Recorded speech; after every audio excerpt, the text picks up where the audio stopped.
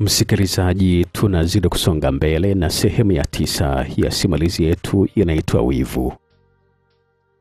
Sehemu iliyopita ilikuwa ni sehemu ya 8. Na kama utakuwa unakumbuka vizuri pale ambapo tulikuwa tumeishia, ilikuwa ni pale ambapo Varangati ambalo alikuwa ameliacha John Silas pale hotelini, ambapo alikuwa amemkuta mpenzi wake Dina Nzasa akiwa pamoja na mbaya wake Richard Korogwe. Alikuwa ni Varangati la kitoto. Lakini kwa bahati nzuri John alikuwa amefanikiwa kutoroka, na huku alikuwa amemchoma kisu Richard cha mbavu. Polisi walikuwa wamekuja pale hotelini na kisha kumchukua Dina Nzasa kwa ajili ya maelezo, huku Richard akikimbizwa hospitalini kwa ajili ya huduma. Kilichoendelea niko nacho hapa katika sehemu ya 9. Mimi naitwa Felix Mwenda kutokea Simulizi Mixi, na huu ni Wivu tu.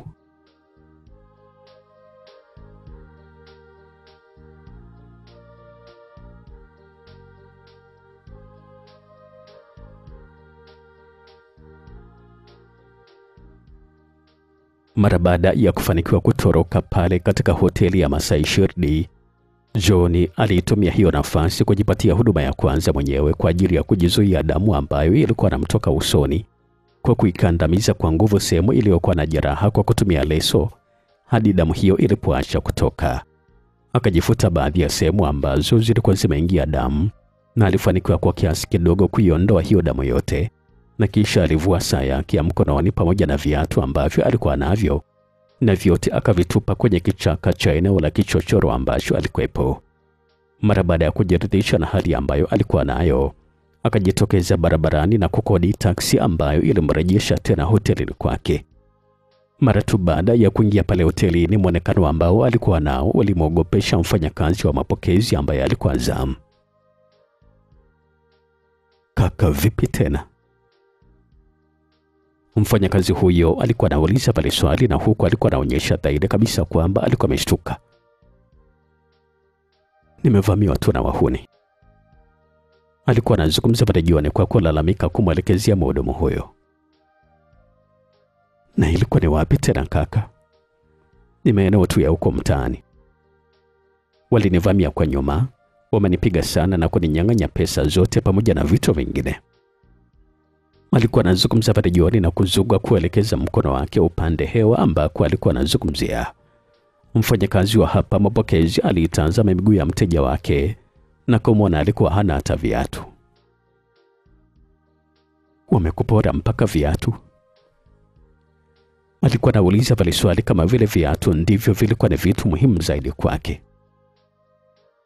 "Hata saa pia wamechukua." "Na walikuwa ni wangapi?" "Hata sikumbuki walikuwa ni wangapi. Nafikiri kwamba walikuwa sio chini ya 5. Walinivamia kama mbwa mwitu na kisha kunipora kila kitu ambacho nilikuwa nacho." "Na simu yako unayo ama?" "Simu hawajafanikiwa kabisa kuichukua. Nilipata upenyo na kisha nikawachomoka na kukimbia."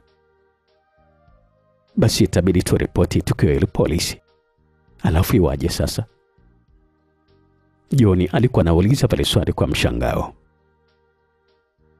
"Sidhani kabisa kama askari wa jeshi la polisi watanisaidia kunirudisha pesa pamoja na vitu ambavyo nimeibiwa. Isitoshe wanaweza kunipotezea muda wangu kwa ajili ya kwenda mahakamani, wakati sikumbuki kabisa hata sura ya mmoja kati yao vibaka. Kile ambacho nashukuru hapa ni kwamba wameniacha na uhai wangu tu basi. Sihitaji kufanya kesi na mtu yote ule. Naomba nipatie funguo zangu za chumba nikapumzike." Alikuwa anazungumza pale John. "Pole sana kaka." Mtumishi wa hapa mapokezi alikuwa anazungumza vile, na kisha kweli kabisa alitoa funguo na kumkabidhi John. Huko chumbani sasa, bwana John akiwa amechanganyikiwa, alichukua vitu vyake ambavyo alikuwa amevitoa kwenye begi saa chache ambazo zilikuwa zimepita wakati ambapo alikuwa amewasili katika hoteli hiyo akitokea Dar es Salaam, na kisha alianza kuvirudisha tena ndani ya begi. Alikuwa ameamua sasa kutoroka usiku huu na kurejea Dar es Salaam haraka vile ambavyo inawezekana, na alikuwa na uhakika wa 100% kwamba askari wa jeshi la polisi ni lazima tu watakuwa wanamsaka yeye kwa udi na uvumba kutokana na tukio la kumchoma kisu Richard ambalo alikuwa amelifanya. Ni kweli kabisa John alifanikiwa kurejesha vitu vyote kwenye begi na kuamua kuondoka. Lakini sasa akajikuta alikuwa anasimama ghafla na begi lake mkononi kabla ya kufungua mlango wa chumbani. Na kilichomfanya asimame hapa mlangoni ilikuwa ni baada ya kujiuliza angeenda wapi akishatoka hapa hotelini. Na alikuwa na uhakika wa 100% kwamba kwa huu usiku kusingekuwa na uwezekano wa kupata usafiri wa haraka ambao utamtoa nje ya Arusha, na usafiri pekee ambao ungeweza kumwondoa haraka na kumfikisha angalau mji wa Moshi ungekuwa ni usafiri wa taksi. Lakini sasa hakuwa na pesa ya kukodi taksi ya kuweza kulipia kwa umbali mrefu kama huo kutoka hapa Arusha mjini mpaka Moshi. Isitoshe pia bado angehitajika kuwa na pesa nyingine ya kulipia gharama za usafiri za kumfikisha Dar es Salaam. Hapo ndipo sasa alipoukumbuka usafiri wa maroli ambayo mengi huwa yanaanza safari nyakati za jioni mpaka usiku. Akaamini kabisa kwamba usafiri huo ungemsaidia kumwondoa hapa Arusha. Lakini kikwazo kilikuwa ni kwamba alikuwa hajui kabisa ni wapi ambapo angeyapata hayo maroli kwa usiku huu. Kwanza kabisa alikuwa hajui kabisa hayo maroli alikuwa anaegeshwa wapi kwa hapa Arusha. Lakini pili, uoga wa kukamatwa na polisi walikuisha muingia. Hofu hiyo ikamjengea tahadhari ya kwamba kama atahangaika kwenye mitaa kuyatafuta maroli ya kumwezesha kusafiri usiku huo, kungeweza kuchangia kumkamatisha kiurahisi kwa polisi. Hali ya kuchanganyikiwa ikaanza kumtesa John. Aliondoka taratibu pale mlangoni ambapo alikuwa amesimama pamoja na begi lake. Akarejea tena chumbani kitandani na kukaa, na huku alikuwa anaonekana kuchoka ghafla. Majuto ya tukio ambalo alikuwa amelifanya la kumchoma kisu Richard Korogwe yalikuwa yanamtafuna wakati wote. Na wakati huo huo moyoni alikuwa anahuzunika kwamba yote ambayo yalikuwa yametokea yasingeweza kutokea kama tu Dina asingemsaliti. Lakini pia katika upande mwingine alikuwa anajilaumu mwenyewe kwa hatua ambayo alikuwa amefanya ya kumchoma kisu Richard. Alikuwa anajua kabisa kwamba walikuwa na wivu tu na hasira ndivyo vilikuwa vimefanya afanye jambo kama hilo. Nafsini kwake alikuwa anajirai mara kwa mara kwamba kile ambacho alikuwa anatakiwa kufanya mara baada ya kugundua kweli kwamba Dina alikuwa amemsaliti ilikuwa ni kuondoka tu kwa amani pale hotelini, na kisha angefanya maamuzi mengine dhidi ya Dina mbele ya safari. Lakini sasa maji tayari alikuwa amekwisha mwagika. Hata hivyo, John kuna wakati alikuwa anajiridhisha kwa kujipatia moyo kwamba kitendo ambacho alikuwa amekifanya kilikuwa kinastahili kwa Richard, kwa sababu alikuwa anataka kumfanya yeye alikuwa ni bwege. Alimwona Richard ndiye ambaye alikuwa anapaswa kulaumiwa kwa sababu alikuwa anayajua vizuri kabisa mahusiano yake na Dina, lakini pia alikuwa anajua vizuri kabisa kwamba walikuwa nakaribia kufunga ndoa. Lakini bado alikuwa anatembea kimapenzi na Dina. Ni kwa nini sasa Richard anifanyia ushenzi kama huu mimi? Alikuwa anataka kunifanya zoba. Alinidharau kwamba nisingeweza kabisa kufanya chochote kwa sababu ya pesa ambazo hakuwa nazo. Alikuwa anajiuliza vile tu maswali bwana John. Akapiga kiti cha hasira humo chumbani, akajiinamia tu na kukipakata mikononi kichwa chake. Alikuwa anakiri wazi kabisa kwamba alikuwa amejiingiza katika matatizo mazito ambayo mwanzo hakuwa ametarajia. Na kwa mara ya kwanza kabisa akajikuta alikuwa analani siku ambayo yeye pamoja na Dina walionana kwa mara ya kwanza. Na kama wasingeonana basi asingemfika haya yote. Akiwa bado tu amejiinamia chumbani kwake bwana John, mawazo yake yakarejea kule hotelini Masai Shirdi, na alianza kufikiria tena tukio ambalo lilikuwa limetokea. Akajikuta alikuwa anataka kujua hali ya kiafya ambayo Richard alikuwa nayo mara baada ya kumchoma kisu cha mbavu.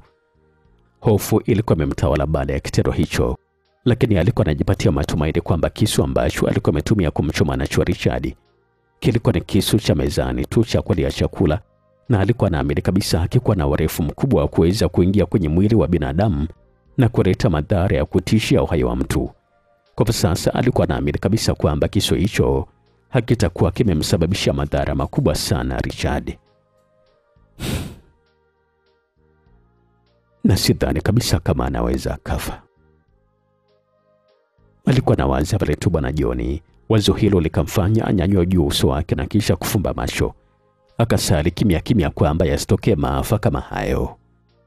Kuingiwa na mawazo ya kwamba labda anaweza kuwa ameua, akajikuta alikuwa anaingiwa na hofu nyingine ya aina yake. Wazo la kutoroka usiku huo huo likarejea tena kwa kasi upya kabisa katika ubongo wake. Lakini pia alipata mashaka na maamuzi hayo. Alikiri wazi kabisa kwamba hata kama angeweza kutekeleza uamuzi wa kutoroka usiku huu hapa Arusha, bado lingekuwa sio suluhisho kabisa. Angeendelea kutafutwa tu na polisi bila kujali kama ameua ama hajaua, kwa sababu kosa ambalo alikuwa amelifanya bado lilikuwa ni jinai na ni lazima tu angetafutwa kwa ajili ya kushtakiwa. Kwa mzunguko huo sasa, John alikiri wazi kabisa kwamba kukimbia sio dawa ya tatizo. Labda angekimbilia nje ya nchi kama vile Kenya, na ingekuwa ni rahisi kwake kutokea hapo Arusha kuweza kukimbilia Nairobi. Lakini sasa huko Nairobi akikimbilia kwa nani?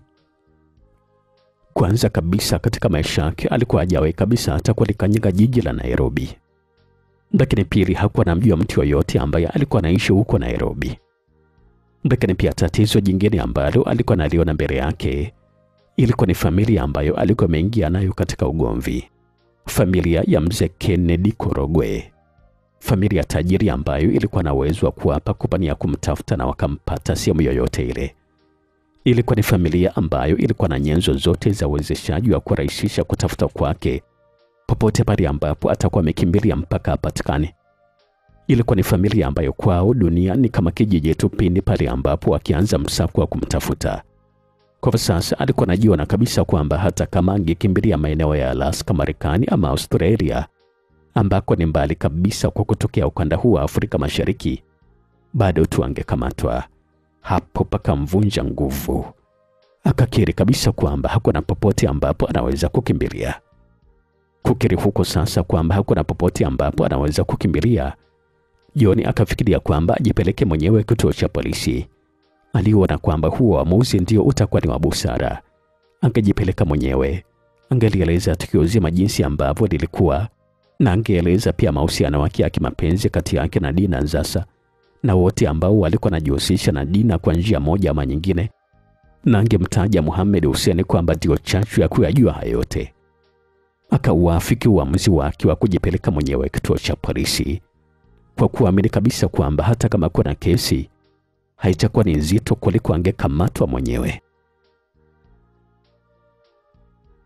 Mtumishi wa idara ya mapokezi katika hoteli ambayo John Silas alikuwa amefikia hapa Arusha hakuridhika kabisa na maamuzi ambayo John alikuwa amefanya kwa kuliacha tukio la kuvamiwa na wahuni na kisha kuporwa vitu vyake vyote eti liisha kimya kimya.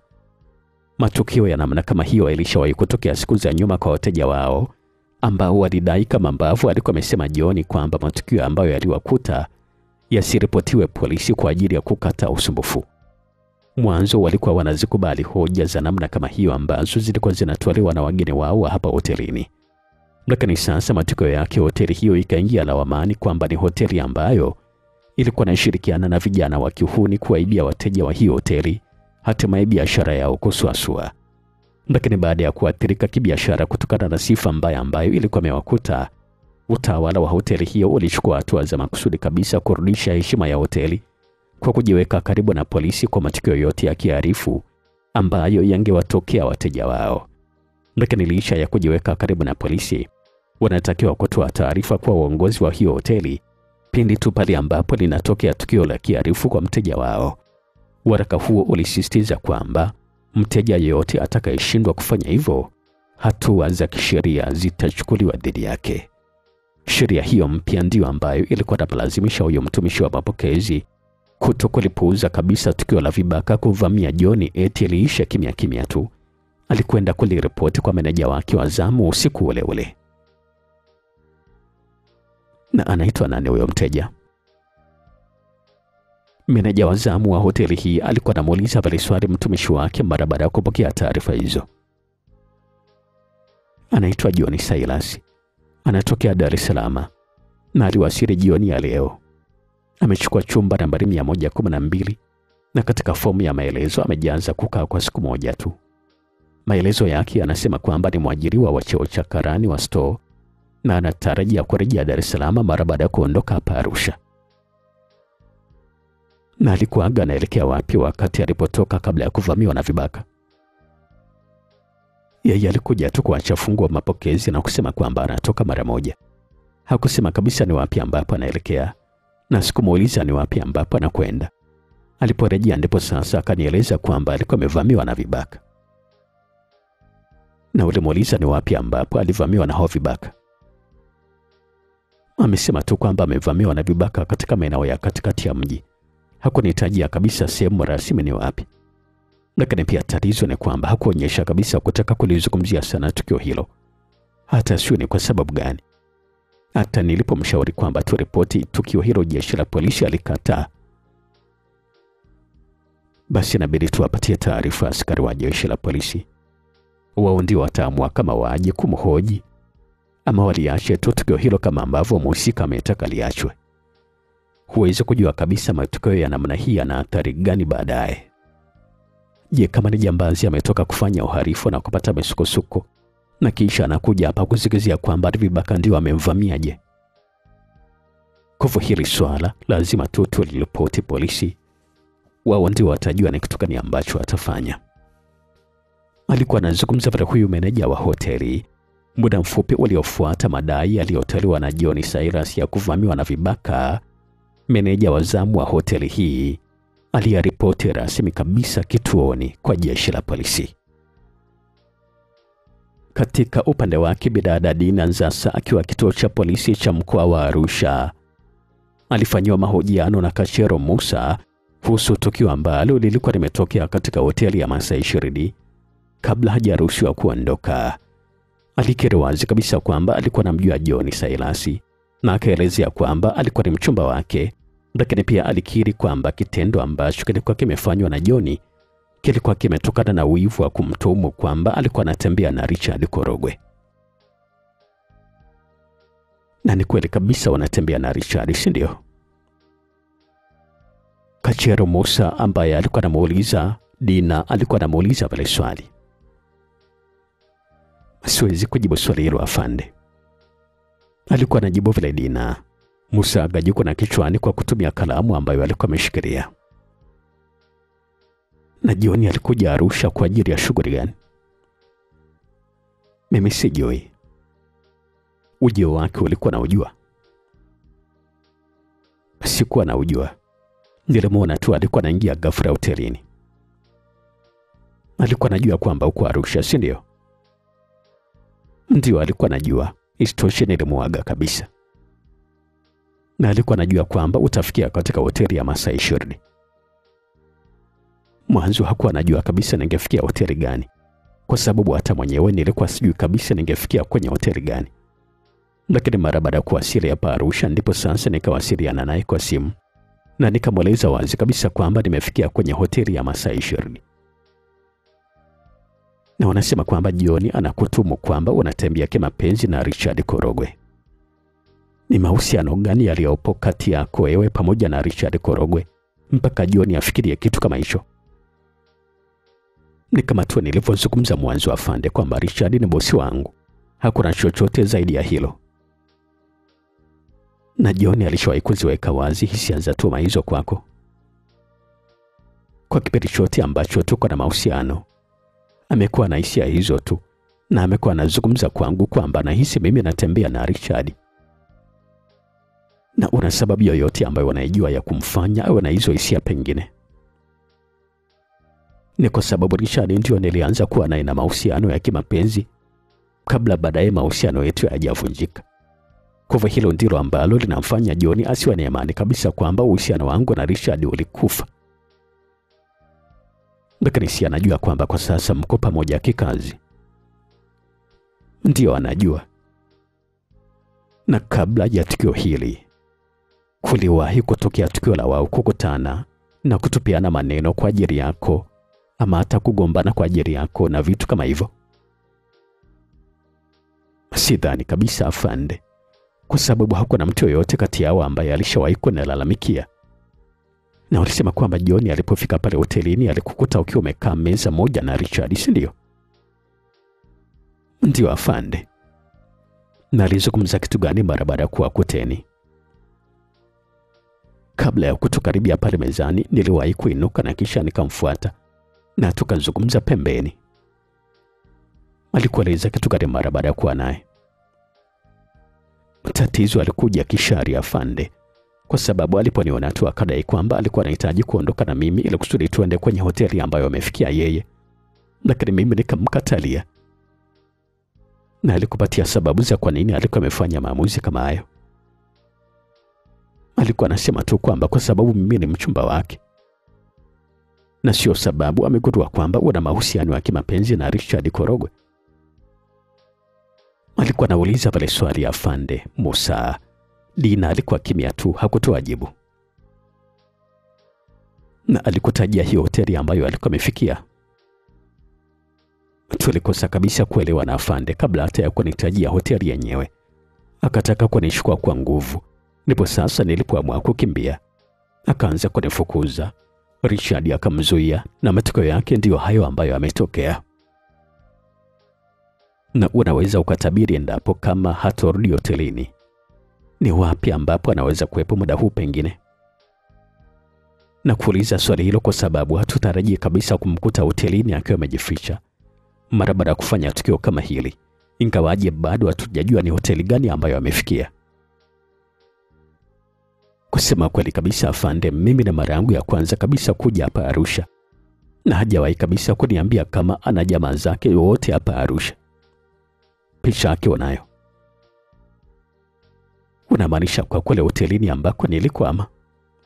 Kama ni hotelini au kwenye simu yako, nikiwa namaanisha kwamba kama nitahitaji leo naweza nikaipata picha yake bwana John.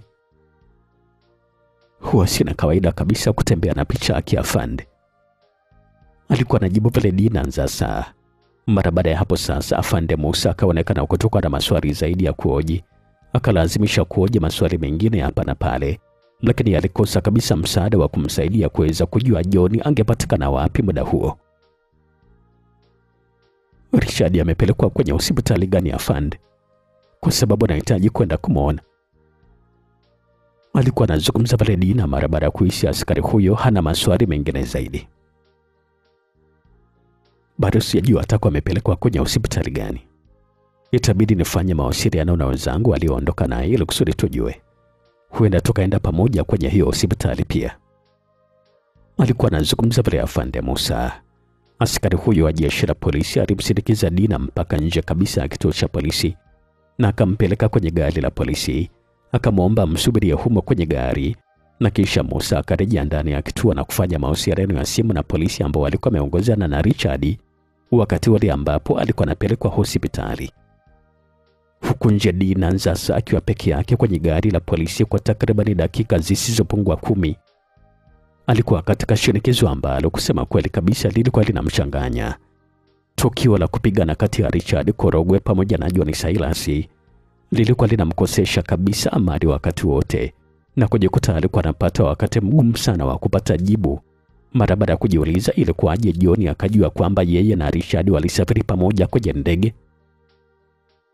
Lakini pia alikuwa anajiuliza swali kwamba John alijuaje kwamba yeye, Dina pamoja na Richard walikuwa wakiishi chumba kimoja katika hoteli ile. Dina alikumbuka vizuri kabisa jinsi vile ambavyo alikuwa amemdanganya John kwa kumwambia kwamba hakuwa amesafiri na Richard kwenye hiyo safari ya kuja Arusha.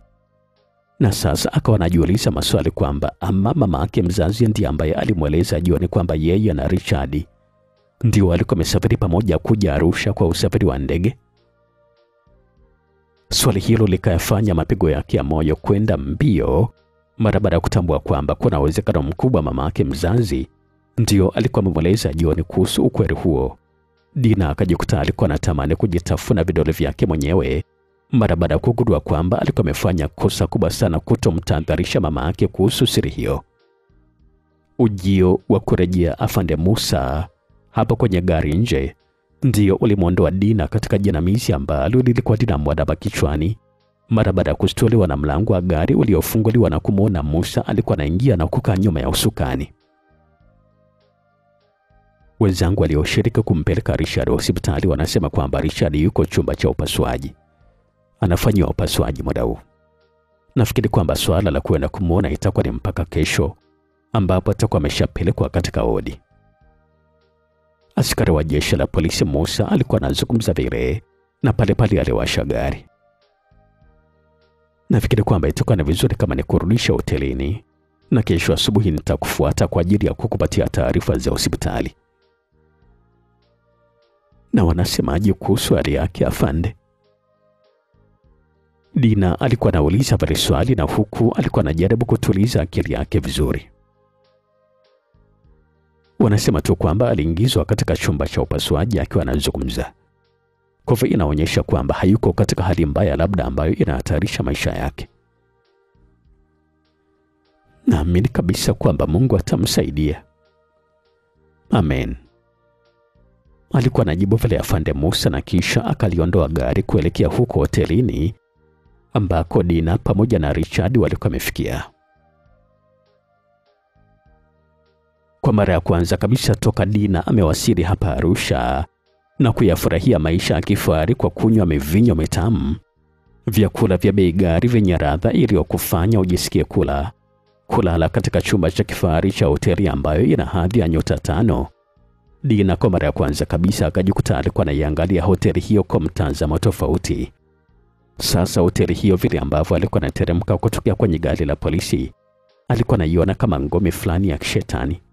Na wakati akiingia hotelini humo katika eneo la mapokezi, aliyahisi macho ya wafanyakazi alikuwa anamtazama toka mlangoni, na baadhi yao walikuwa wanadiriki kumpatia pole, na yeye alikuwa anazipokea kwa kujibu kwa sauti hafifu. Chumbani ambako mara baada ya kufika alijitupa kitandani kama mzigo akiwa na nguo zake. Macho yake alikuwa anatazama juu kwenye dari ambayo ilikuwa imenakshiwa, na kujikuta alikuwa anarudisha kumbukumbu ya kuwaona Richard pamoja na John vile ambavyo alikuwa anapigana masaa machache aliyopita. Tukio hilo kusema kweli kabisa lilikuwa limenasa kwenye akili yake na kuwa kama gurudumu la sinema ambalo lilikuwa linajizungusha kichwani mwake kwa muda wote. Lilikuwa ni tukio ambalo lilikuwa linamfedhehesha mno kila pale ambapo alikuwa anafikiria. Ghafla pale Dina akaanza kulia. Majuto yalikuwa yamewandama na kila kitu kilianza kujitokeza kinyume. Alikuwa anajua na kwamba alikuwa ni mgeni pale hotelini. Hakuwa na mtu yoyote ambaye labda angeweza kumshirikisha kwa kumweleza matatizo ambayo alikuwa nayo. Lakini pia hata hapa Arusha alikuwa ni mgeni pia. Hakuwa na mtu yoyote ambaye pengine angeweza kusema kwamba amfuate nyumbani kwake ama amuite hapa hotelini angalau amshirikishe kurejea jinamizi ambalo lilikuwa limemwandama usiku huo. Hakuwa na mtu yoyote ambaye alikuwa anaweza kumweleza. Alikuwa peke yake tu. Mara baada ya kulia kwa dakika chache akiwa peke yake pale chumbani, hatimaye sasa Dina akili yake ikamrudia kwamba kulikuwepo na mtu hapo Arusha ambaye angeweza kuzungumza naye. Alikuwa anaamini kabisa kwamba huyo angeweza kushirikiana naye kulizungumza hilo tatizo na pengine kwa mapana zaidi, ingawaji alikuwa anaamini kwamba kusingekuwa na maelewano kati yao. Alikuwa amemkumbuka mpenzi wake John Silas. Alikuwa anahitaji kuzungumza naye angalau amfahamishe kwamba polisi walikuwa wanamtafuta. Na Dina alikuwa tayari hata kumpatia msaada wa kipesa John ili kusudi usiku huo atoroke. Alikuwa nakiri katika nafsi yake kwamba ni yeye ndiye ambaye alikuwa amehusika kumuingiza John katika huo wakati mgumu. Fikra hizo za kumwona John kwamba alikuwa ameingia ndani ya matatizo kwa ajili yake zilikuwa zinamuumiza sana moyo Dina. Sasa alianza kumwonea huruma kijana huyo, na alikuwa anatambua kwamba ni jinsi gani ambavyo alikuwa anampenda. Nafsi yake sasa ilikuwa namsuta jinsi vile ambavyo alikuwa amemsaliti mchumba wake John. Akaulani moyo wake jinsi vile ambavyo ulikuwa umeshindwa kukabiliana na vishawishi ambavyo vilikuwa vinamkabili. Lakini bado alikuwa anajiona kwamba yuko na nafasi ya kumwomba msamaha John, na angeweza kuitumia nafasi ya kumpigia simu kuzungumza naye, lakini pia angetumia hiyo nafasi kumshawishi aondoke haraka hapo Arusha kwa kumtahadharisha kwamba askari wa jeshi la polisi walikuwa wanamtafuta, na angemwahidi kwamba atamsaidia kwa kumpatia pesa za kutosha ambazo yeye pia alikuwa anapewa na Richard, na angeweza kumtumia pesa hizo kwa njia ya simu kwa kuzituma kupitia moja kati ya ofisi ya kampuni ya simu ambayo ilikuwa na tawi lake hapa hotelini ambalo linafanya kazi kwa saa zote 24. Dina sasa akajifuta machozi kwa kutumia kiganja cha mkono wake, na kisha akajifuta kamasi jembamba kwa kutumia nguo ambayo alikuwa amevaa. Maamuzi ya kumpigia simu John Silas ndio yalikuwa nafuata, lakini sasa akajikuta alikuwa anapata kigugumizi cha kufanya uamuzi huo. Alikuwa anaogopa kuzikabili lawama ambazo atapewa na John. Hakuwa na uhakika angejibu kitu gani kwa shutuma hizo, lakini sasa alipiga moyo konde. Akachukua simu yake na kisha kumpigia John. Lakini sasa John hakuwa anapatikana. Nguvu zikamwisha pale Dina. Kilio ndio kilikuwa ni faraja yake. Mlio wa simu yake ndio uliokuja kumstua Dina kutokea kwenye usingizi. Alikuwa ameshukuliwa na usingizi bila hata kujitambua pale ambapo alikuwa amejilaza wakati analia. Alishangaa sana kuona asubuhi ilikuwa imefika ghafla tu. Ndipo sasa alipojitambua kwamba alikuwa amelala na lile gauni ambalo alikuwa amepanga aende nalo kasino akiwa pamoja na Richard usiku wa jana. Kujiona alikuwa ameamka akiwa na gauni hilo kukamtonesha tena kidonda kulikumbuka zogo la usiku uliopita hapa hotelini. Simu ambayo ilikuwa naita ilinyamaza, lakini sekunde chache baadaye ilianza kuita tena. Halo? Alikuwa anazungumza Dina mara baada ya kupokea simu hiyo iliyokuwa chumbani kwake, na kisha alipiga mwayo. Samahani, una mgeni wako hapa mapokezi. Amejitambulisha kwamba anaitwa Kachero Musa. Sauti ya kike ilikuwa inazungumza kutokea huko upande wa pili wa simu. Hapo sasa ndipo fahamu kamili zilipomrudia Dina kwamba alikuwa na ahadi ya kukutana na huyo ofisa wa jeshi la polisi asubuhi ya leo. Sawa, basi naomba nipatie dakika chache tu kwa ajili ya kujiandaa. Alikuwa anazungumza Dina kwenye simu na kisha akamsikia msichana ambaye alikuwa kwenye simu upande wa pili. Alikuwa anazungumza na mtu na akajua wazi kabisa kwamba alikuwa anazungumza na huyo Kachero Musa. Sawa, anasema kwamba utamkuta na kusubiria hapa mapokezi. Yule msichana kutokea huko upande wa pili alikuwa anazungumza vile. Sawa, basi mwambie anisubiria mgawani. Anaweza akaagiza hata kifungua kinywa tu kwa bili yangu, nitakuja kulipa. Alikuwa anazungumza Dina na kisha alikata simu. Dina alitumia zaidi ya muda ambao alikuwa amewaahidi. Aliingia bafuni kuoga na kisha akajikwatua kwa vipodozi akiwa amekaa kwenye stuli ambayo ilikuwa mbele ya kioo cha kujiangalia wakati wa kuvaa. Moyo wake bado ulikuwa ni mzito kutokana na sintofahamu ambayo ilikuwepo kati ya John Silas pamoja na Richard Korogwe. Wote hao alikuwa anahitaji kujua taarifa zao zikoje. Kwa John ilikuwa ni kwa ajili ya kujua kama amekwisha kamatwa na polisi ama vipi. Na kwa Richard ilikuwa ni kuhusu afya yake vile ambavyo ilikuwa inaendelea mara baada ya kufanywa upasuaji kama ambavyo taarifa zilikuwa zinasema. Kwa upande wa Richard, angalau alikuwa na matumaini ya kwamba anaweza kuonana naye pindi tu atakapokwenda kumwona hospitalini mara tu baada ya kuongozana na huyo ofisa wa jeshi la polisi Kachero Musa. Alikuwa na uhakika kwamba asingemkuta katika hali ya kuruhusiwa kuzungumza na wageni kwa kuwa hali yake ya kiafya bado ingekuwa haijatengamaa. Akaijenga taswira ya vile ambavyo atamwona Richard akiwa kitandani. Taswira hiyo akaijenga kwa kumwona Richard akiwa hajarudiwa na fahamu zake kikamilifu kutokea kwenye madawa ambayo angekuwa amepewa kwa ajili ya kufanywa upasuaji. Alikuwa anajua wazi kabisa kwamba asingeweza kuzungumza naye zaidi ya kumwangalia tu na kisha kuondoka. Lakini akajenga matumaini ya kuzungumza naye wakati wa jioni atakaporejea tena kule hospitalini. Alikuwa na uhakika kwamba huo muda Richard angekuwa amesharejewa tayari na fahamu zake kikamilifu.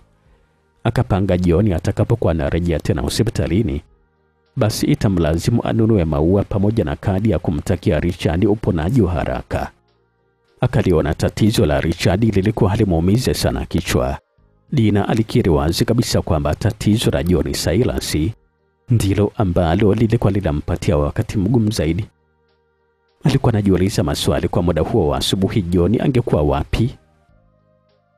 Alikuwa anajua vizuri kabisa John mwenyewe asingekuwa mpumbavu wa kuendelea kuwepo hotelini kwake, wakati alikuwa anajua kabisa kwamba alikuwa amefanya tukio ambalo limemuingiza kutafutwa na askari wa jeshi la polisi. Lakini pia akajengwa na wasiwasi zaidi kwamba huenda John hakulala kabisa huko hotelini. Fikra hizo zikamfanya ayahisi machozi yalikuwa yanamtoka machoni mara baada ya kufikiria hali ambayo angekuwa nayo mpenzi wake John. Akaijenga taswira ya kumwona John akiwa katika wakati mgumu, akiishi katika hali ya kukosa amani kutokana na uoga wa kukamatwa na askari wa jeshi la polisi. Na kwa mara ya pili tena Dina alikuwa anajisikia vibaya mara baada ya kujiona kwamba yeye ndiye ambaye alikuwa amesababisha hiyo hali kwa John, na sasa alikuwa anaishi kama panya ndani ya shimo, anaogopa kabisa kutoka nje. Wazo la kumpigia tena simu John likamrudia Dina. Shinikizo la kutaka kumsaidia kwa kumpatia pesa za kumsaidia kutoroka likaanza tena kuisumbua akili yake. Alikuwa naamini kabisa kwamba kitendo hicho kingeweza kumwonyesha John kwamba yuko pamoja naye katika hilo tatizo. Lakini katika upande mwingine alikuwa nauona msaada huo ungekuwa ni sehemu ya kumwomba John msamaha kwa kile ambacho kilikuwa kimetokea. Kwa sababu licha ya ukweli wa kwamba John alikuwa amefanya vurugu hapa hotelini, lakini sababu ilikuwa ni yeye Dina kuchipuka na Richard wakati anajua kabisa kwamba ana mtu wake John, na walikuwa katika mipango ya kufunga ndoa huku wazazi wote wakiwa wanajua hizo taarifa. Dina alifuata simu yake ambayo ilikuwa bado ipo kitandani na kisha kumpigia John. Alipokuwa anasubiria simu hiyo ianze kuita upande wa pili ambako alikuwa anapiga, kimya hicho cha kusubiria pamoja na kwamba kilikuwa ni cha muda mfupi, lakini kilikuwa kinamweka katika wakati mgumu sana. Kimya hicho kilimjengea uoga wa kukabiliana na jibu kutokea kwenye simu kwamba mteja ambaye alikuwa anampigia labda hakuwa anapatikana. Akaomba sana hilo jambo lisipate kutokea. Samahani, mteja unayempigia hapatikani kwa sasa. Tafadhali jaribu tena baadaye. Sauti hiyo kutokea kwenye simu ndio ilikuwa nasikika. Dina akajikuta alikuwa anaishiwa nguvu zote. Akaushusha chini mkono wake uliokamatia simu na kisha akaunyanyua juu uso wake ambao ulikuwa umekata tamaa. Alikuwa na uhakika wa 100% kwamba John alikuwa amezima simu yake na asingeweza kabisa kumpata kiurahisi kwa njia hiyo. Hakuhitaji kujiuliza ni kwa nini John alikuwa amezima simu. Mtu yoyote ambaye angekuwa katika mazingira kama ambayo John alikuwa nayo, ni lazima tu angezima simu yake. Akatamani John apate akili ya kuwasha simu yake kisha mbipu japo mara moja tu. Alikuwa anatamani iwe hivyo. Lakini sasa kwa hali halisi ilikuwa ni sawa na mtu mwenye kiu ambaye alikuwa anatamani kuona kidimbwi cha maji wakati yupo jangwani. Ghafla akamkumbuka ofisa wa jeshi la polisi Kachero Musa kwamba alikuwa huko mgawani anamsubiria. Alikuwa amekwisha msahau. Kitendo cha kumkumbuka huyo ofisa wa jeshi la polisi kwamba alikuwa anamsubiria yeye kikamtoa chumbani humo haraka haraka. Akamkuta alikuwa anamalizia kifungua kinywa chake ambacho alikuwa amekiagiza. Kilikuwa ni kifungua kinywa ambacho kilikuwa kimekamilika, ambacho kwa jina la Kiingereza kinajulikana kama breakfast. Samahani kwa kukuweka sana afande. Alikuwa anazungumza pale Dina na huku alikuwa anavuta kiti na kukaa kwenye meza ambayo Musa alikuwepo. Usijali sana kwa hilo. Alikuwa anazungumza pale afande Musa na huku alikuwa anajifuta mdomo wake kwa kitambaa cha mezani. Lakini pia nashukuru sana kwa kupata breakfast. Usijali afande. Alikuwa anazungumza pale Dina na kisha aliagizia chai na vipande vya mikate ya kuokwa. Dina alianza kunywa juisi na kusubiria chai ambayo alikuwa ameagiza. Hali ya Richard inaendeleaje kwa sasa afande? Dina alikuwa anauliza pale swali mara baada ya kumeza funda la juisi. Mpaka sasa naweza kusema kwamba bado sijapata habari zake. Alikuwa anazungumza pale Musa na huku alikuwa anajaribu kutoyatuliza macho yake. Alitulia kidogo na kisha kuzungumza tena. Lakini pia nimepita kituoni kujua kama kungekuwa na ripoti yoyote ambayo imeletwa na askari ambaye alikuwa anamlinda kule hospitalini. Hata hivyo alikuwa bado hajawasilisha ripoti. Nafikiri kwamba askari mwenzake wa kuchukua nafasi yake atakuwa amechelewa kwenda kumtoa. Na vipi kuhusu John afande? Kuna mtu mwenye jina lake amekutwa jana usiku na polisi. Tutaanza kuelekea huko kwanza ili kusudi ukamthibitisha kama kweli kabisa ni yeye, na kisha ndipo tutakapokwenda kumtazama Richard hospitalini. Alikuwa anazungumza pale afande Musa. Taarifa za kwamba John alikuwa amekamatwa na askari wa jeshi la polisi ikampotezea kabisa Dina hata hamu ya chai ambayo alikuwa ameagiza. Nitakunywa chai baadaye nitakaporudi. Alikuwa anazungumza pale Dina na huku alikuwa anavuta nyuma kiti ambacho alikuwa amekalia na kisha kusimama. Alikuwa anajua vizuri kabisa kwamba asingeweza kuinywa chai ambayo ingeletwa hapo, na hakutaka Kachero Musa aweze kulijua hilo. Twende basi afande, Alikuwa anazungumza pale Dina huku alikuwa ananyanyuka kwenye meza. Ni kwa nini lakini usingekunywa kabisa chai? Kwa sababu huwezi kujua, wanaweza ukajikuta wamechelewa sana kurejea. Ukarejea hapa mchana mara baada ya shughuli ya huko na kule. Si unajua tena haya mambo yetu ya kipolisi hayanaga dogo haya. Usijali kabisa afande. Hata hivyo mara nyingi wasipende kabisa kunywa chai asubuhi. Nimeshazoea kufanya kazi wakati wa asubuhi bila kunywa chai. Alikuwa anazungumza vile uongo Dina.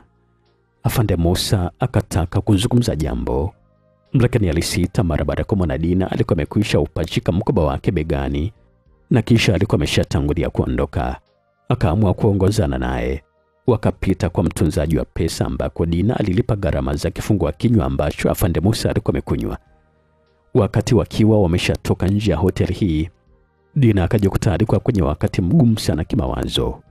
Alikuwa tayari ameshakanyikiwa na habari za kukamatwa kwa John Silas, lakini alipata ugumu pale ambapo alikuwa anajitahidi kuificha hiyo hali isionekane na kashira huyo ambaye alikuwa ameongozana naye. Wakiwa kwenye gari, afande Musa hakuonyesha kabisa kuwa katika mdadi wa kuzungumza. Sehemu kubwa ya muonekano wake alipokuwa akiendesha gari, alikuwa anaonekana kwamba alikuwa kwenye tafakuri ambayo ilikuwa imemtuliza tu. Ukimya ukajitokeza kati yao. Dina akaomba hiyo hali iendelee kuwa hivyo hivyo, kwa sababu hata yeye alikuwa anahitaji utulivu ambao utamweka kwenye kujiandaa jinsi vile ambavyo atakabiliana na John. Hakujua kabisa angezungumza kitu gani na yeye wakati akiwa amesimamiwa na askari wa jeshi la polisi. Lakini sasa kile ambacho kilikuwa kinamsumbua zaidi Dina ilikuwa ni pale ambapo atakavyojibu swali la kachero huyo ambalo litamtaka athibitishe mbele ya John kwamba huyu John ambaye alikuwa amekamatwa ndio mwenyewe. Alikuwa na uhakika kwamba jibu la kukubali kumthibitisha John Silas lingekuwa ni kama usaliti mkubwa ambao atakuwa amemfanyia John. Siku 2-3 za nyuma ambapo alikuwa kwenye gari akienda ofisini akiwa pamoja na Richard, Dina alikuwa anafurahia kuiangalia mandhari ya jiji la Arusha kila pale ambapo alikuwa anapita. Lakini sasa hii asubuhi ya leo, kwa mara ya kwanza kabisa toka amefika hapa Arusha, Dina alikuwa anaona huu mji kama eneo ambalo hakuwa anataka kabisa kuliona katika maisha yake. Hali hiyo ilimtuma kutumia kimya ambacho kilikuwa kimewekwa na afande Musa kufumba macho yake wakati wote, na huku alikuwa anausikilizia moyombo ambao walikuwa nafanywa na gari wakati lilikuwa linapita kwenye miinuko ya barabara ama wakati ambao lilikuwa linakata kona. Kibaya zaidi ni kwamba Dina hakuwa anataka hata kushuhudia kule ambako alikuwa anapelekwa. Akajikuta alikuwa anafumbua macho mara baada ya kusikia gari lilikuwa limesimama na kisha injini kuzimwa. Akajua kabisa kwamba walikuwa wamefika, lakini alipoyangaza macho yake akashangaa kuliona gari hilo lilikuwa limesimama nje ya hospitali ya Mount Meru. Akamtazama huyu askari wa jeshi la polisi Musa kama vile uangaliaji wake ungemfanya Musa ujibu mshangao wake. Hata hivyo afande Musa kuonekana kukijua kile ambacho kilikuwa kinafanyika kwa Dina. Yeye alikuwa ameinama tu akiwa anahangaika kufungua mkanda wa kiti cha gari ili kusudi ashuke. Umeamua tuanze kwanza kuja kumtazama Richard yao? Alikuwa anauliza pale swali Dina. Musa alishusha pumzi ndefu kwa nguvu na kutazama mbele ya kioo cha gari. Alionekana kama vile alikuwa anawatazama watu ambao walikuwa nakatiza mbele ya gari hilo. Hapana Dina. Alikuwa anajibu vile afande Musa bila kuacha kutazama kule mbele. Jibu hilo likamtia hofu zaidi Dina. Alikuwa na wasiwasi kwamba kama sio Richard ndio amewafanya waje hapa hospitali ya Mount Meru, basi lazima tu atakuwa ni John. Dhana ikamjenga kwamba John atakuwa alikumbana na kipigo cha askari wa jeshi la polisi mara baada ya kukamatwa, na majeruhi ambayo alikuwa ameyapata ndio yatakuwa yamemfanya alazwe katika hiyo hospitali. Ni John amelazwa hapa au? Dina alikuwa anauliza pale swali na sauti yake ilishindwa kabisa kuificha hofu ambayo alikuwa nayo, na huku bado alikuwa hajayabandua macho yake kumtazama afande Musa. Amefariki dunia. Musa alikuwa anajibu vile kama vile alikuwa anazungumza peke yake. Akageuka na kisha kumtazama Dina ambaye alikuwa tayari amepigwa na mshangao usoni. Mara baada ya sekunde chache za ukimya akaendelea kuzungumza. alipatikana kwenye chumba chake cha hoteli ambayo alikuwa amefikia akiwa amejinyonga. Alikuwa anazungumza vile huyu afande Musa.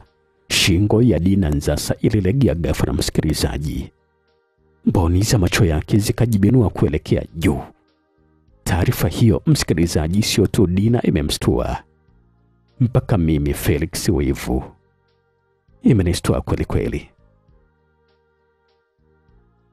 Kitendo cha Dina Nzasa kuzimia mle ndani ya gari mara baada ya kupewa taarifa kwamba John waliokuwa nakuja kumtazama hapa hospitali alikuwa amefariki kulimfanya Kachero Musa achanganyikiwe mara baada ya kujaribu kuutingisha mwili wa Dina kwa lengo la kumwamsha bila kuwa na mafanikio.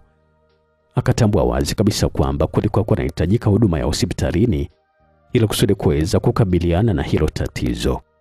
Akaufungua mlango wa gari na kisha kuchomoka kwa kasi akakimbilia katika idara ya mapokezi, ambako huko alijitambulisha cheo chake kwa mfanyakazi wa hospitali mwenye beji ambayo ilikuwa inaonyesha kwamba ni mtumishi wa mapokezi ambaye alikuwa anataka kuingia chumba cha mapokezi akitokea nje na kumweleza kile ambacho kilikuwa kimemsibu. Msikilizaji, sehemu ijayo itakuwa ni sehemu ya mwisho kabisa ya simulizi yetu ya Wivu. Mimi naitwa Felix Wivu. Tunahitaji kujua huyo John aliyekutwa amejiua katika chumba cha hoteli yake. Je, alikuwa ni John Silas mwenyewe ama alikuwa ni nani?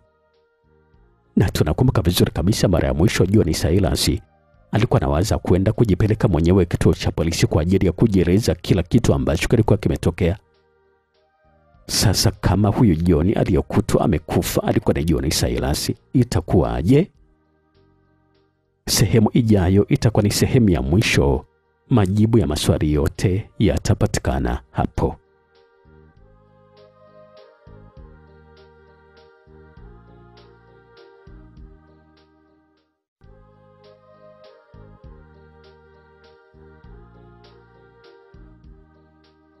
Msikilizaji, hii ni sehemu ya mwisho kabisa, sehemu ya 10 ya simulizi yetu nzuri tu ya mapenzi inaitwa Wivu.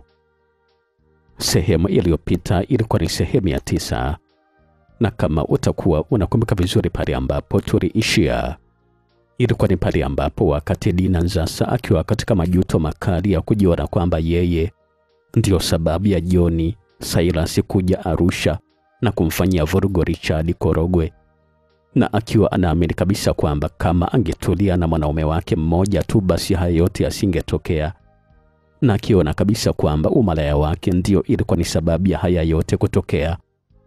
Ghafla anapata taarifa kwamba John ambaye askari wa jeshi la polisi walikuwa wamemkamata jana usiku alikuwa amekutwa amejinyonga mwenyewe katika chumba cha hoteli ambayo alikuwa amefikia. Na sasa wapo hapa katika hospitali ya Mount Meru Arusha kwa ajili ya kuthibitisha kama huyu ambaye alikuwa amejinyonga alikuwa ni John wa Dina ama alikuwa ni John yupi. Lakini Dina yeye mara baada ya kupata taarifa hizo amejikuta anazima mazima. Karibu sana tumalize hii sehemu ya 10 siku ya leo msikilizaji. Simulizi yetu yenye kuburudisha na kufunza inaitwa Wivu. Bila shaka mimi kijana mtafutaji hasa katika mapenzi nimejifunza mambo mengi sana mpaka sasa. Hata wewe kijana mwenzangu mtafutaji hasa katika mapenzi umejifunza mambo mengi sana mpaka sasa kupitia simulizi hii ya Wivu.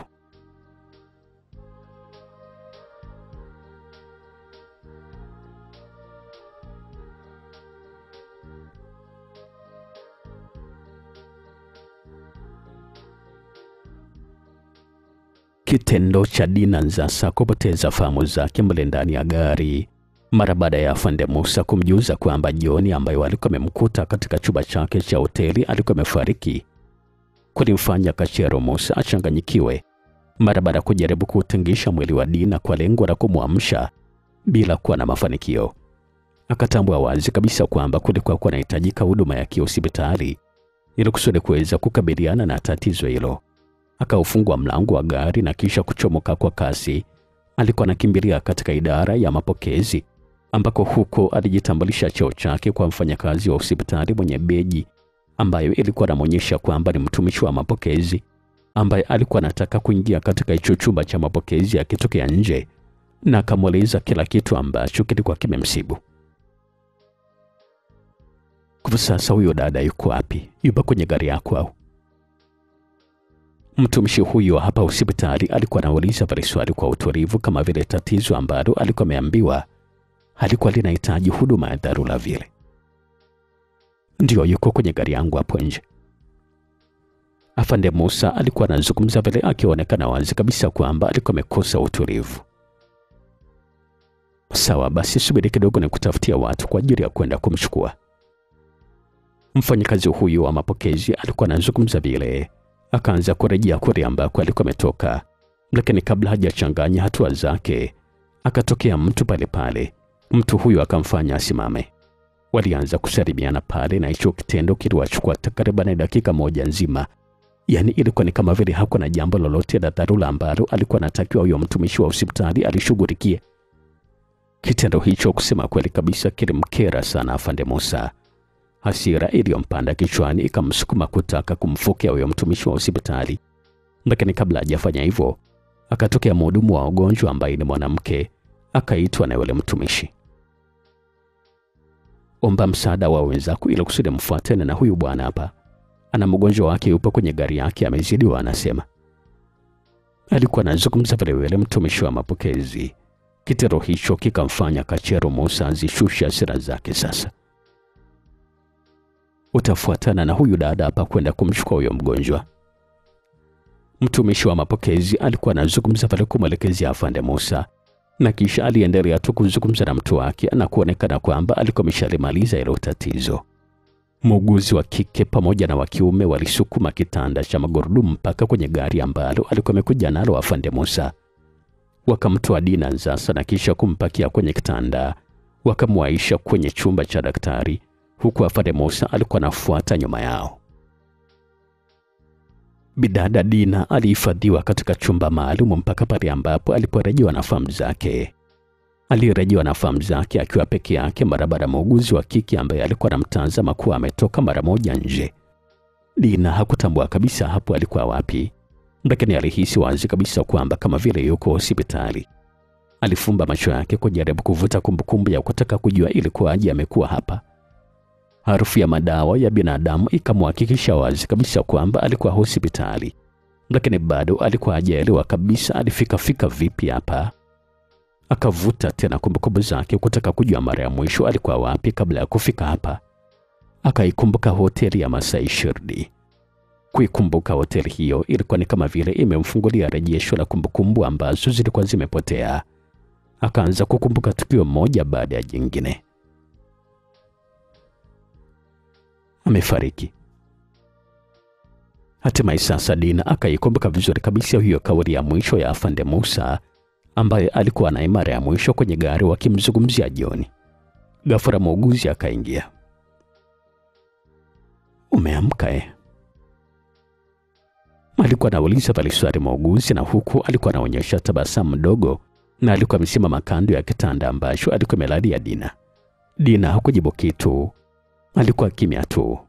Kumbukumbu iliyomrejea ikaanza kumtoa machozi pale pale. Muuguzi akaingia katika kazi ya kuanza kumbembeleza. Juhudi zake zilifanikiwa kumtuliza Dina asilia kwa sauti, lakini bado alikuwa anaendelea tu kutokwa na machozi. Ghafla akataka kujiinua. Akajilazimisha kujizoazoa pale kitandani, na huku alikuwa anaonekana kwamba alikuwa anakosa kabisa nguvu. Unataka kuelekea wapi tena jamani? Alikuwa anauliza pale swali muuguzi. Nataka kukaa, alikuwa anajibu vile Dina. Muuguzi akamsaidia kumuinua pale ambapo alikuwa amelala. Dina alikaa kitandani na miguu yake ilikuwa inaning'inia bila kukanyaga sakafuni. Mara baada ya kukaa sasa alikuwa kimya tu. Kwa sasa unajisikiaje? Muuguzi alikuwa anauliza pale swali mara baada ya kumwona Dina alikuwa kimya tu. Naomba unipeleke nikamwone. Alikuwa anazungumza pale Dina bila kufafanua alikuwa anamaanisha kitu gani. Muuguzi akajua ni kitu gani ambacho Dina alikuwa anamaanisha. Taarifa za kujinyonga kwa John zilikuwa zinajulikana na baadhi ya wauguzi, na mmoja kati ya hao wauguzi ambao taarifa hizo zilikuwa zimewafikia alikuwa ni huyu ambaye alikuwa anamuuguza Dina Nzasa kwenye chumba cha mapumziko, ambaye pia alishiriki kumtoa Dina kutokea kwenye gari ambalo alikuwa amezimia. Muuguzi huyu pia alikuwa na taarifa ambazo zilikuwa zinamjulisha kwamba Dina alikuwa na mahusiano na John, ingawaje hakujua kabisa hayo mahusiano yalikuwa yanahusu kitu gani. Kwa sasa hiyo kauli ya Dina kutaka kwenda kumuona yule ambaye alikuwa anataka kumuona, akawa ameshaelewa vizuri kabisa kwamba Dina alikuwa anahitaji kupelekwa katika chumba cha maiti kwa ajili ya kumuona John. Lakini mimi sina mamlaka ya kukupeleka. Muuguzi alikuwa anazungumza bila kumwelekezea Dina. Akatulia kidogo na kisha kuzungumza tena. Kwa hivyo msubirie daktari akija hapa ndio umfahamishe. Yeye ndio atakuwa na mamlaka ya kukupeleka huko ukamuone. Alikuwa anazungumza pale tena huyo muuguzi. Dina kujibu kitu. Alizubatu na kisha kutulia bila kutikisa sehemu yoyote ya mwili wake. Hakuonekana kabisa hata kupepesa macho yake. Muuguzi alibaki alikuwa na shanga. Hivi ni kweli kabisa John amekufa? Alikuwa anauliza pale swali Dina, akionekana wazi kabisa kama vile alikuwa amerejea ghafla katika uhai. Swali hilo likamweka muuguzi katika wakati mgumu. Akasita kujibu mara baada ya kukiri swali hilo lilikuwa limemchanganya. Lilikuwa ni swali gumu kabisa kulitolea jibu la haraka. Kwani wewe wamekueleza nini? Muuguzi naye alikuwa anauliza pale swali. Nimesikia tu kwamba mmejinyonga. Alikuwa anazungumza pale Dina, lakini sasa kumaliza kabisa hata kuzungumza vizuri kile ambacho alikuwa anataka azungumze. Shingo yake ikalegea, macho yake akajipindua tena, akaangukia ubavu. Muuguzi akawahi na kisha kumdaka Dina kabla hajaanguka chini kutokea pale kitandani. Akamlaza vizuri na kuirudisha tena miguu yake kitandani. Akajaribu kumtengisha huku akiwa anamuita. Mara baada kuona hakuna dalili yoyote ya kuitikiwa, akaamua kutoka mle chumbani kwa mwendo wa kasi na kwenda kumuita daktari. Tukirejea tena upande wa pili wa huku Dar es Salaam Tanzania, msikilizaji, Mohamed Hussein maarufu kama Mohsen aliwasili ofisini asubuhi. Bado alikuwa anaendelea tu na majonzi ya kumkosa Dina tokea alivyoondoka kwenda Arusha. Na alikuwa anaendelea kuumizwa na wivu kwa kujua kwamba huko aliko Dina alikuwa anakula raha tu pamoja na Rishadi. Lile jinamizi la kumkumbusha vitendo vya kimapenzi ambavyo alikuwa anafanya na Dina wakiwa humo ofisini lilikuwa linaendelea kumtesa Mohsen. Bado alikuwa anamuona Dina kama vile yuko naye hapo ofisini. Alikuwa anajihisi kama vile mtu ambaye alikuwa anachanganyikiwa kadri siku zilivyokuwa zinazidi kwenda mbele. Mazoea ya uwepo wao pamoja kwenye mapenzi ya muda mfupi yalikuwa yanamtesa sana, kana kwamba alikuwa kwenye mapenzi ya muda mrefu na huyo msichana.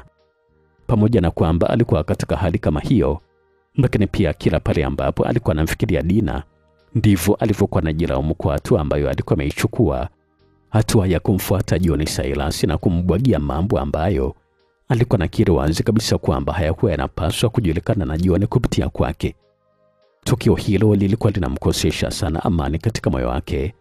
Mara baada ya kujiona kwamba alikuwa amekosea kuchukua hatua kama hiyo, kitendo hicho kikamweka katika mashaka makubwa kwamba yote ambayo alikuwa amemweleza John yangeweza kumfikia Dina.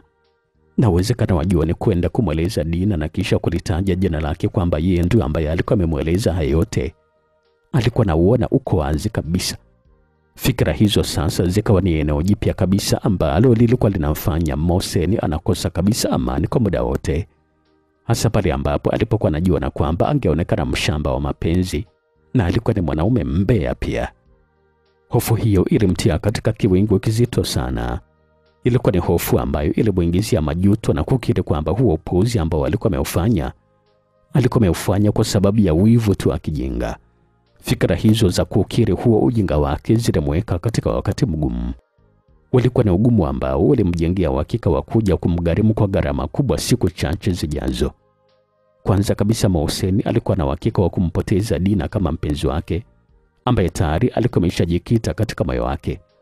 Akakiri kwamba hilo litakuwa ni pigo kubwa sana katika maisha yake na kumfanya aanze kuishi kama vile hakutakuwa na maisha mengine ikiwa tu atamkosa Dina. Lakini pia kitendo hicho cha kupeleka umbea kwa John, alikuwa nakiri wazi kabisa kwamba kinaweza kumgharimu kwenye kazi yake. Alikuwa na uhakika wa asilimia zote 100 kwamba Dina angeshikwa na hasira na angemshukia kama mwewe na hatimaye angemshtaki kwa Richard, na Richard ndio angekuwa amepata sababu ya kumfukuza kazi. Akiwa katika lindi zito la mawazo asubuhi ya leo humo ofisini kwake, na huku akiwa anawaza jinsi gani ambavyo atampoteza Dina na kisha kuipoteza kazi yake, Mohsen akajikuta alikuwa anapata wazo jipya. Lilikuwa ni wazo la kutaka kurejea tena kwa John. Safari hii ilikuwa ni kwa ajili ya kumpigia magoti kabisa.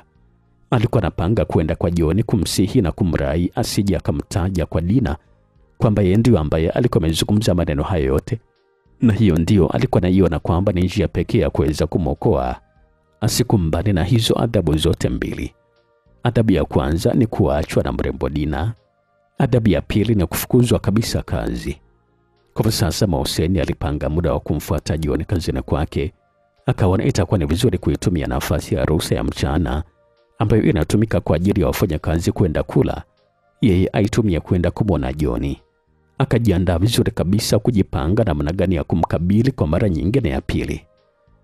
Ikiwa imebaki saa 1 na ushe muda wa mapumziko kwa ajili ya chakula cha mchana ufike, taarifa za msiba ndio zilikuwa zinafika hapa ofisini. Zilikuwa ni taarifa ambazo zilikuwa zimewashtua sana wafanyakazi wote wa hii kampuni. Zilikuwa ni taarifa za kwamba Richard Kenneth Korogwe alikuwa amefariki dunia. Kifo cha Richard, kusema kweli kabisa, kilileta hisia tofauti kwa wafanyakazi wa hiyo kampuni. Wapo wafanyakazi ambao walifurahia kifo hicho kutokana na ujivuni ambao alikuwa nao kijana huyu wakati wa uhai wake, na wakazificha furaha zao na kuungana na wale ambao walikuwa na majonzi.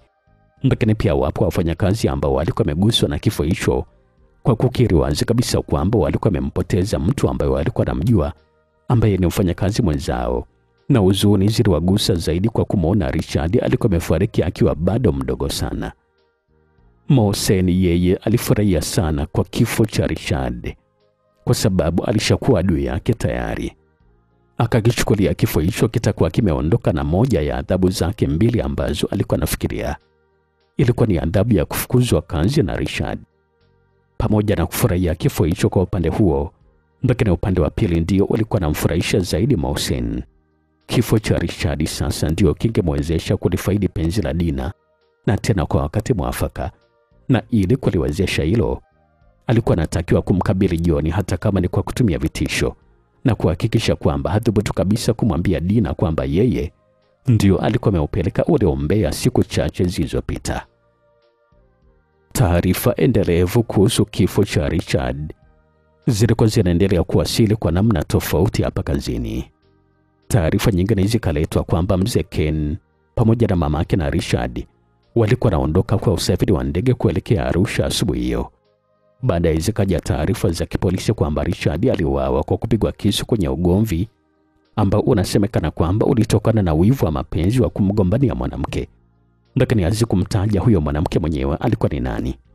Hatimaye tena zikaja taarifa zenye mshtuko ambazo zilikuwa zimeeleza kwamba askari wa jeshi la polisi walikuwa wamedhibitisha kwamba ugomvi ambao ulisababisha kifo cha Richard ulikuwa unamhusisha mume mtarajiwa wa mfanyakazi mwenzake Richard ambaye anaitwa Dina Nzasa, ambaye anatambulika kwa jina la John Silas, ambaye mara baada ya tukio la kumpiga kisu Richard, naye aliamua kuchukua maamuzi ya kujinyonga akiwa katika chumba cha hoteli ambayo alikuwa amefikia.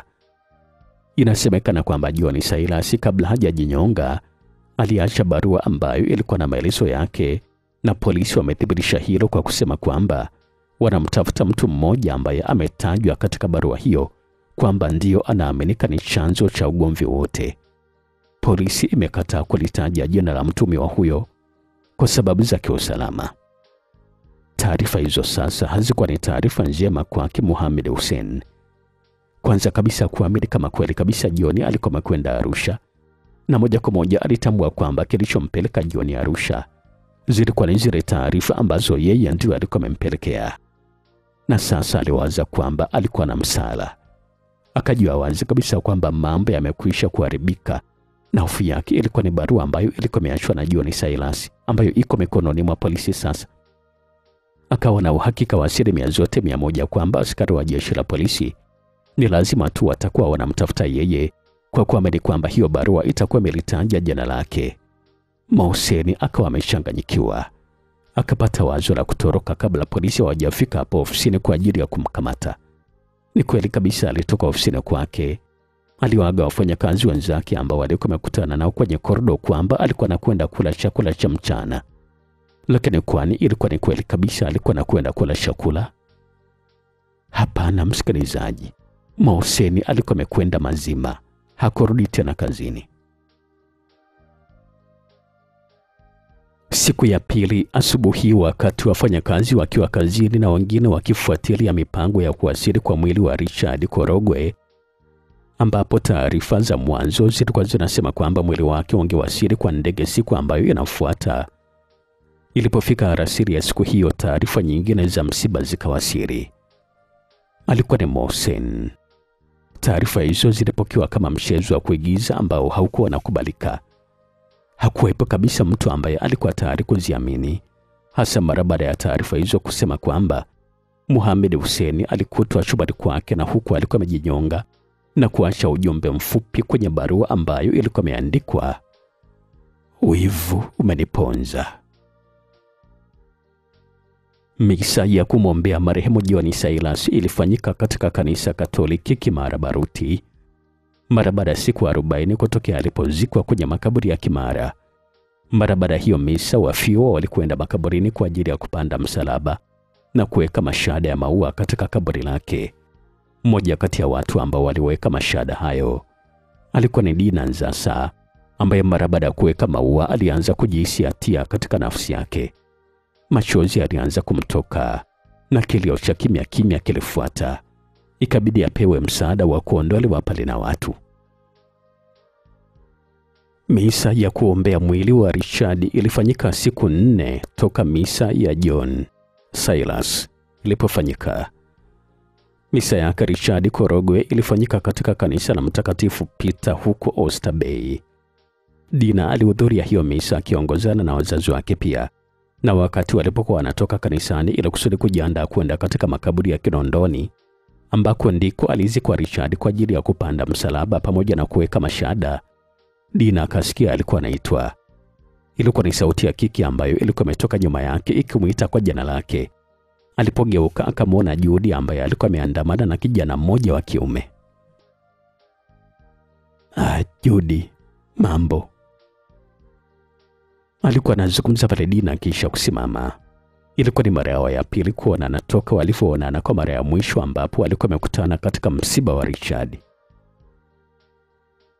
Kutana na mchumba wangu, Dina. Anaitwa Martin. Alikuwa anazungumza pale Judith kumwelekezea Dina. Nafurahi sana kukufahamu, Martin. Alikuwa anazungumza pale Dina huku alikuwa anampatia mkono Martin. Kisha Judith akamtambulisha Martin kwa Dina. Martin, huyu hapa anaitwa Dina Nzasa. Tulisoma pamoja kuanzia kidato cha kwanza mpaka cha 4 kwenye shule ya sekondari ya Jangwani. Alikuwa anazungumza pale Judith. Martin ambaye bado alikuwa anaendeleza tu tabasamu lake akazungumza. Nashukuru sana kwa utambulisho. Mimi pia nafurahi kukufahamu, Dina. Alikuwa anazungumza pale Martin. Mara baada ya Dina pamoja na Martin kusalimiana, Judith alifungua mkoba wake na kisha kutoa bahasha na kumpatia Dina. Nilikuwa nahisi kabisa kwamba tunaweza kuonana huko kanisani, Dina. Kwa hivyo nikapata wazo la kuja na hii kadi ili kusudi nikikuona nikupatie. Mungu anaye kweli kabisa ametuwezesha tumeonana. Alikuwa anazungumza pale Judith. Dina kweli kabisa alipokea hiyo kadi ambayo alikuwa amepewa, ambayo ilikuwa ndani ya bahasha, na akasema asante. Hakuuliza kabisa ilikuwa ni kadi kwa ajili gani. kwa sababu angeenda kuifungua na kuisoma hapo baadaye. Mara baada ya mazungumzo ya hapa na pale waliagana. Dina akiwa katika gari ndogo amekaa nyuma pamoja na mamake mzazi, huku babake akiwa amekaa mbele pamoja na dereva. Alianza kuifungua hiyo bahasha ambayo alikuwa amepewa na Judith, akaichomoa kadi na kuisoma. Aligundua kwamba ilikuwa ni kadi ya mwaliko ambayo ilikuwa inamwalika yeye ahudhuria katika sherehe ya kufunga ndoa kati ya Judith pamoja na Martin. Kusema kweli kabisa, msikilizaji, mchomo mkali wa maumivu ulipita na kuchana moyo wa Dina. Akaacha kuendelea kuisoma hiyo kadi, akaamua kutazama nje ambako watu wachache walikuwa wanatembea kando ya barabara ya Ali Hassan Mwinyi, na wakati wale magari ambayo yalikuwa yanapishana nayo yalikuwa nasikika yalikuwa yanatoa mivumo ya kasi ya mwendo. Macho ya Dina yalikuwa yamegubikwa na machozi ambayo yalikuwa yanamnyima kabisa nafasi ya kuangalia kile ambacho kilikuwa kinaendelea barabarani.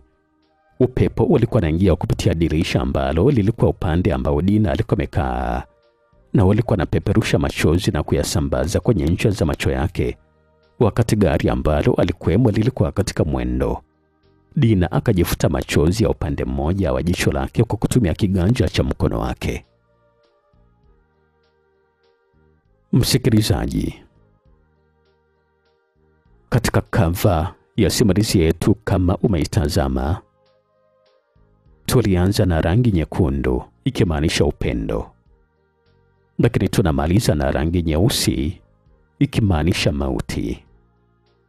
Uhuni, ama tunaweza kusema kwamba umalaya wa Dina ndio umesababisha kifo cha Richard Korogwe, ndio umesababisha kifo cha Johnny Silas, na ndio umesababisha kifo cha Mohamed Hussein. Kama Dina angekuwa na msimamo kwamba anampenda Johnny Silas bila kuwa na tamaa ya kumpenda mwanaume mwingine, basi haya yote yasingetokea, na huu ulikuwa ni wivu tu. Mtunzi wa simulizi hii anaitwa Edgar Mbogo. Mimi naitwa Felix Mwenda. Nambari zangu ni 0766 47 48 57. Tueleze wewe mwanamume umejifunza kitu gani kutoka katika simulizi hii. Hata wewe mwanamke tueleze pia ni kitu gani ambacho umejifunza kutoka kwenye hii simulizi ya wivu. Tukutane katika simulizi ijayo.